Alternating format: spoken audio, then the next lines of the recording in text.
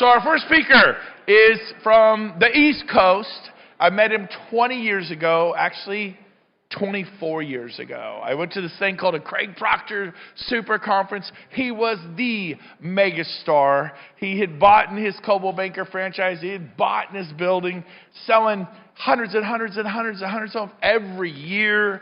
He's a famous trainer. Everybody knows him. He's been around forever. But bigger than that, he's got the biggest heart. He's a high D driver, but the guy's a teddy bear. It's a weird combo. So help me bring to the stage one of my favorite people on the planet, Mr. Brian Moses, everybody. Thank you. Love you, man. I love you. Thanks. Hi, Cabo. How are you? Great to see you, Cabo. What a privilege it is to be here and share with you. So let's dive right in. Gene talked about opportunity time yesterday. That was my first day on the job, 1989, waiting for uptime. Love that gold coat, right? My sales manager said, hey, if you wear that gold coat, it'll attract business. That was a lie. So funny, not really a funny story, but I graduated college with a business degree from Northeastern University in Boston. And at graduation, my parents are sitting in the TD Garden, Boston Garden, and they're so excited. I've got all these job offers, 6 figures a year. I'm 23 years old. And they go, which one are you going to take? I said, I'm getting into real estate. They said, you didn't need a college education to do that. Why?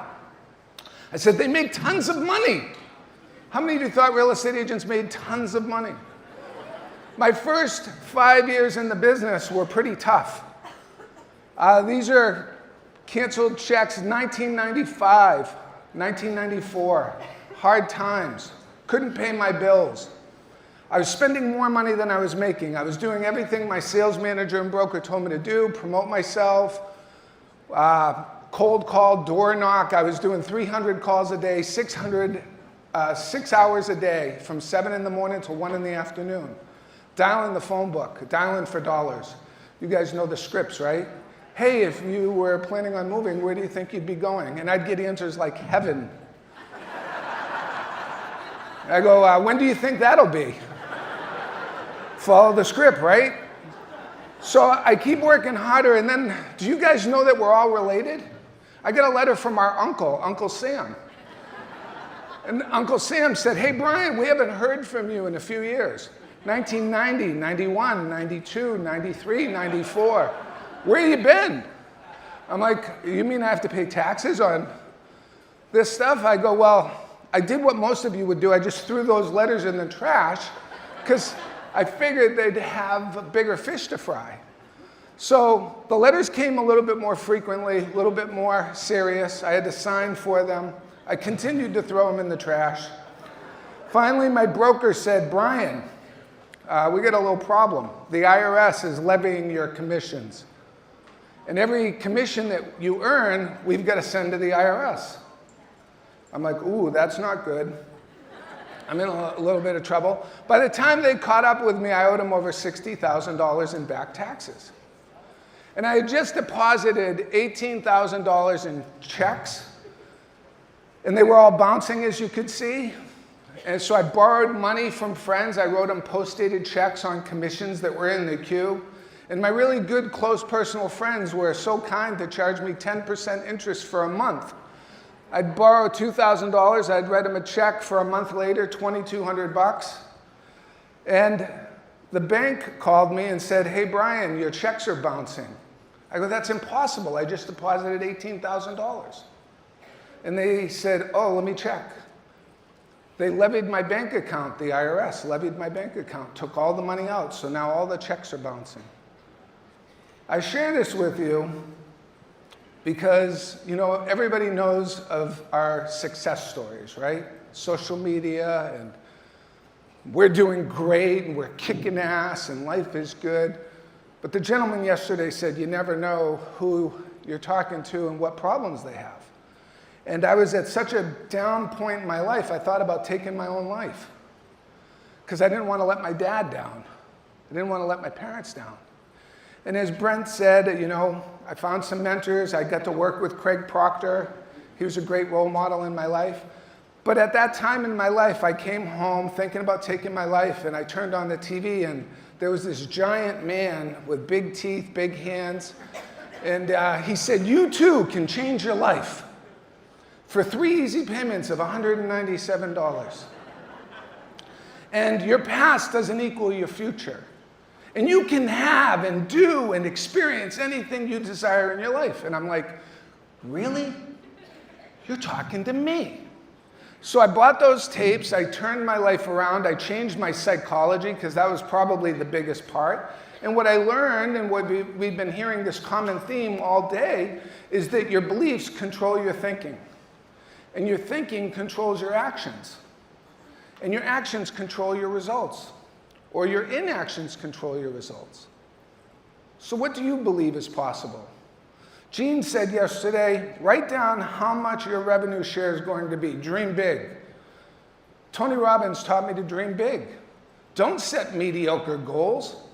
Realistic goals. Realistic goals produce a mediocre life. How many of you don't want to have a mediocre life? So shoot for the freaking stars. Dream big. I wrote down a number, Gene, that is bigger than a monthly number that's bigger than any annual year I've ever had in my life. I hope you did too. Dream big. And remember that your belief controls your thoughts. I also learned from Tony that there are 2 worlds that we can choose to live in. The reported world. The market's down, interest rates are up, there's a shortage of inventory. That's true. Or the created world. That's the world you freaking create. So dream big. Now there's one word that I can't stand I can't stand, it should be stricken from the English language. Who knows what that word is? I hate that word. So now I'm kicking ass, I'm setting big goals. I remember going to a Cabo Banker seminar in Concord, New Hampshire, and I'm standing next to the guy next to me, and the speaker says something like, Gene, hey, write some unrealistic goal, write something that would stretch you. So I go, I'm going to be the #1 agent in the world for Cabo Banker. And the guy next to me that I shared it to spits up his coffee and says, you're not even the #1 agent in New Hampshire. How are you going to do that? I go, I have no idea. See, the how doesn't matter. Decisions change your life. We don't know how we're going to get to 500,000, 1 million agents. We're going to get there, though. Who has no doubt we're going to get there? We're going to get there. Christ, I had no idea how I was going to become the #1 agent in the world, but it sure sounded good. So I'm kicking ass. I'm working with Craig Proctor. I'm learning direct response marketing. I'm meeting all these great minds. I'm now coaching and doing seminars and sharing my success with other people. And life is good. I meet a beautiful woman. I get married. We build a house. Life is fantastic. I'm going to New York City with a buddy of mine. And Tony taught me to always ask, how can we make things even better? Because the quality of your life is in proportion to the quality of the questions you ask yourself. So I always ask, how can I make this even better? So I'm driving to New York with my buddy Scott, and we're going to the Red Sox-Yankees game, big rivalry. And we're going to Letterman, and we're having dinner at Smith & Wollensky's. And I said, hey, Scott, how can we make this even better? He goes, Moses, shut up. It doesn't get any better than this. Are you nuts? I go, it can always be better. I go, what if we got on Letterman? He goes, Moses, shut up. What are you, on crack? You can't get on Letterman. That's impossible. So I got a quick video I want to share with you and show you what happens because you can dream big. Yes, Orchestra. You know, Corky, we were talking to a young man from New Hampshire, the southwestern part of the state of New Hampshire, before the show, and the kid, for reasons unbeknownst to me exactly, wanted to sit on the stage. Are you still out there, Larry? Is that your name, Larry? Larry? Brian? Do you mind if I call you Larry? I'll tell you what, you a wagering man? Yeah, it's a little gaming blood in your body? All right, if you go outside on the 53rd Street right now and kick us a field goal, I'll let you sit on the stage. What do you say?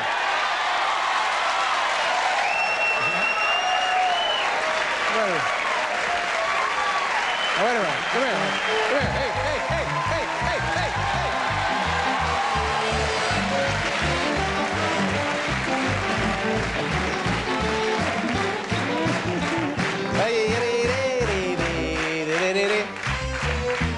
35 yards? What do you think? He'll never hit a 35-yarder, will he? You never know. No, he'll never hit a 35-yarder. Is he going to do it now? I would say we'll start like around 20 yards. Give him a chance. You know, the kid drove all the way down here from New Hampshire. Cool, 20 yards. Is Larry out there now? Is he ready to kick, or are we going to do this first? Then, okay, we'll do the top. There he is. Let Larry take a couple of warm-up pokes, all right? And then we'll do the top 10 here while he's warming up. All right. There it is. 20-yarder. All right, Larry, anytime you're ready. Anton, here we go. If he hits this, he gets to sit on the stage. Come on, Larry. Go.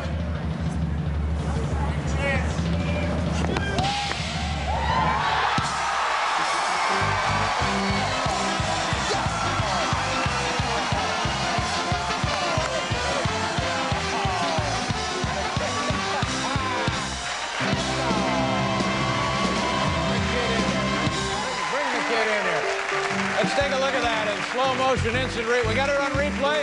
Let's take a look. Let's check that. There it is. It's up. It's high enough. It's far enough. It's good. Where's the kid? Yeah. Nice going. How about that? Pretty good. All right. Right over here. Right there.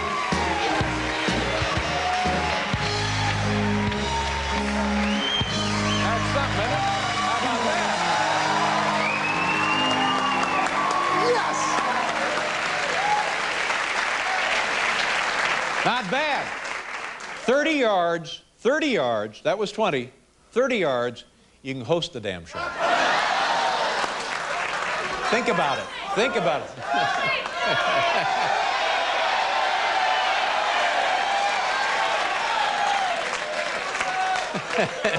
We'll be right back here with Fight Night. Pierce Brosnan's here. Lance Allstott, the kid who kicked the field goal. And minutes ago, Brian Moses, is that it, Brian? From New Hampshire. What city in New Hampshire?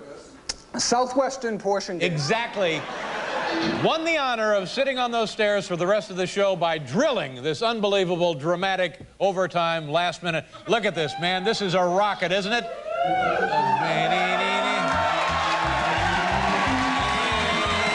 Very nice. You play a lot of ball? Did you play ball in school? I'm sorry? I say, did you play ball in school? You have a football background? I did. Yeah, well, it certainly paid off tonight, didn't Never kicked. it ain't exactly $1 million, but you feel like $1 million, don't you? I was really nervous. Yeah, okay, that's fine. Like he's expecting a call from the president. Well, Brian, Hillary and I just saw you hit that field goal. Pierce Brosnan is on the program. He's in a brand new motor to that camera. Get a nice tight shot on him. Give us that Bond, James Bond. Just turn around, right in there. There you go. Which one? That right in there. Just turn into it. Turn into that camera. Oh yeah, that'll be good. This will be great. This will be great. My name's Bond. James Bond. Yeah. Yes. Oh! Let's let the kid try it. Go on, the kid. Try it. Do the same thing. Turn right into the camera, try the same thing. Let's see how you can do it. The name's Bond, James Bond. It's your little audition. Okay, here we go. The name's Bond. James Bond. The kid ain't bad.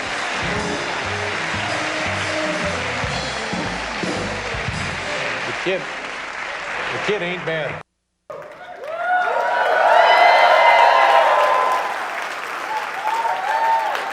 Now, why did I share that story with you? Anything's possible. Imagine going through life with that belief, anything's possible. Imagine sharing that belief with people. So life is good. I'm rolling along. I'm cooking with gas. Life is good. I become the #2 agent in the world for Caldwell Banker. Twice. I missed it by 4 deals. I missed number 1 by 4 deals, but shoot for the stars, land on the moon. I would have never got there if I didn't think about what that would be like. So life has been good, and then, the best part about it is sharing it with people. So my wife and I decide we're gonna raise a family and have children. And nothing's happening. So we go see this doctor, and on his wall it says Harvard. I go, Janet, we're in the right place. And the guy comes out and he goes, Mr. and Mrs. Moses, I've got bad news for you. Here's your fertility results. I'm sorry, you can't have kids. I said, what'd you frickin' say? And Janet's pulling me off him, and he said, you can't have kids, you're infertile. You're infertile, Mr. Moses, your wife's infertile. I said, what about fertility? He said, not gonna help, maybe you wanna consider adoption. And I said, no, I'm not considering adoption. So we go to fertility, long story short, we try 11 times. My wife has 3 miscarriages. She wakes up in the middle of the night, crying, we lost another baby. We're done. We're in Hawaii for Life Mastery, September 7th, 2001. 4 days later, 9/11 happens. You guys remember where you were? We meet Tony's assistant, Lauren. She goes, oh, I saw you were pregnant. How's the baby doing? My wife starts crying. She says, don't you ever give up on your goals. Do you hear me? And my wife's like, the nerve. Right? How many of you have ever come close to giving up on your goals? So my father, World War II vet, invasion of Normandy, he passed away on September 7th.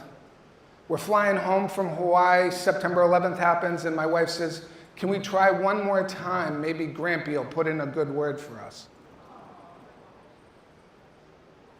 Miracles happen. We had a baby boy.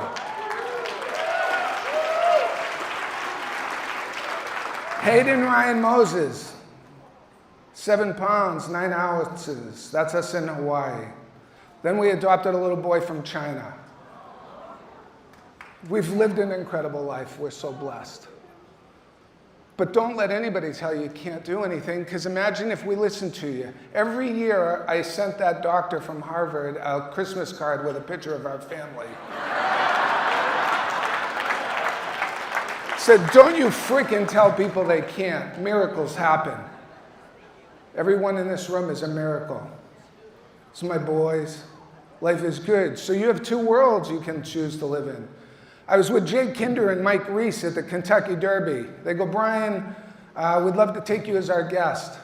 I was coaching them for a number of years. I said, okay. I go, hey, Reese, how can we make this better? He goes, dude, it doesn't get any better than this. I said, we can go to Billionaires Row. He said, you can't, we tried. 5 seconds later, I'm in Billionaires Row. Then I go, how can I make it better? Well, if I walk a horse out onto the track at the Derby, that'd be pretty cool. Sometimes you gotta be a little cray-cray. Took my son to the Iron Bowl. How can you make it better? Let's meet Bo Jackson. What? Roll Tide. Roll Tide. So, go to the LSU championship game. We're in the locker room with Joe Burrow. Ask, how can you make it better? 2 worlds. My son's growing up. He's into martial arts. He's a 3rd-degree black belt. He's about 10 years old here. He's playing Pop Warner football. And he says, Dad, I want to be a world champion. I want to be the best in the world. I said, Hayden, everybody wants to be the best in the world. Are you willing to pay the price? His coaches, his trainers, you can't. Not from New Hampshire. You're competing with kids from around the world. Brazil, Chile, Panama. You can't. You're too small, Hayden. Well, not once, but twice, my kid's a world champion martial artist. He goes on to play, he gets his 3rd-degree black belt. He wants to play football. He's 5'6". He wants to be the starting quarterback of his high school team. Coach is like, you can't, you're too small. We're gonna put you at slot. I don't want to play slot. I'm not playing slot. I'm going to be a quarterback. So by his junior year, he worked hard. We got him good coaching. We always told him you can do anything you set your mind to. He goes, I want to play in college. He becomes the captain of his football team. He's a starting quarterback as a junior. He's hometown hero. He's the captain. He's being recruited by colleges that some of you might recognize. And we're getting visits at these schools, and it's a pretty exciting journey, and he's winning contests with some of the best quarterbacks in the country. But he's being judged by his size. And I always told people, don't judge my kid's size. You don't know how big his freaking heart is. He's a miracle, and he can do anything.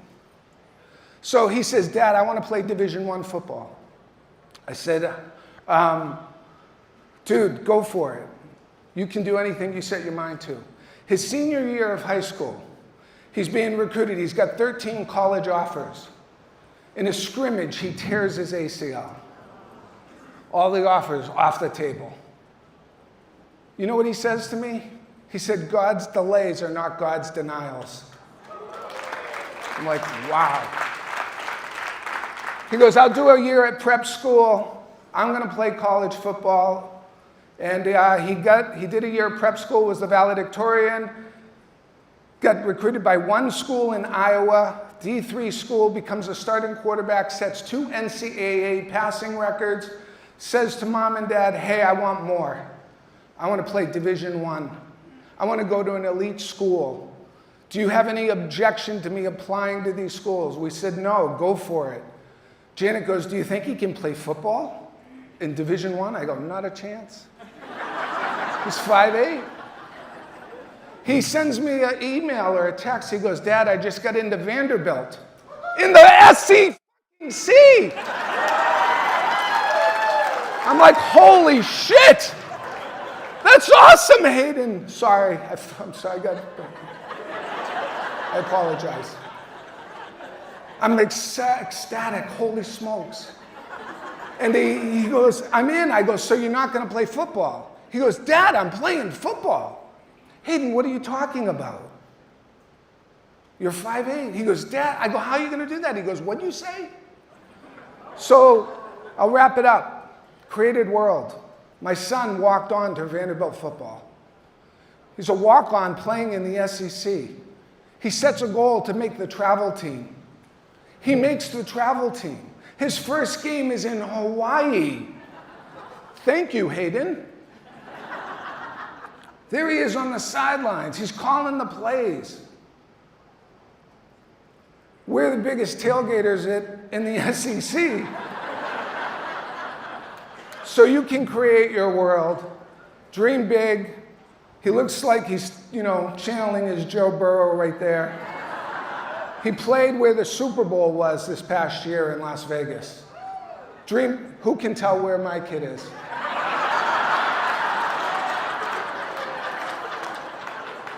Don't give up on your goals. You guys have been great. When you dream big, miracles happen.